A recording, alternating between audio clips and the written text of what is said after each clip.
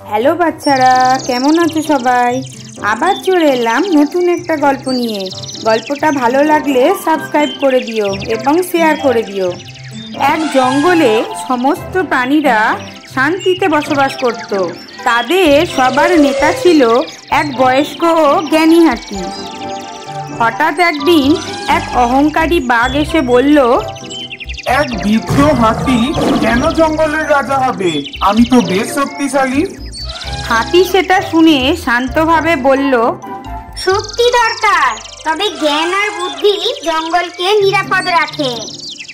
তারপর একদিন এক বাদরের ছানা পাহাড়ের চূড়ায় আটকে পড়ে। বাঘটি তাকে বাঁচানোর চেষ্টা করলেও ছানাটি ভয়ে পিছিয়ে যায়। হাতি, জিরাফ আর পাখিরা ছানাটিকে নিরাপদে নামিয়ে আনে। তারপর জঙ্গলের সমস্ত প্রাণীরা হাতিকে অভিনন্দন জানায়। এর থেকে আমরা শিখলাম, শক্তি নয়, বুদ্ধিই হলো আসল পরিচয়।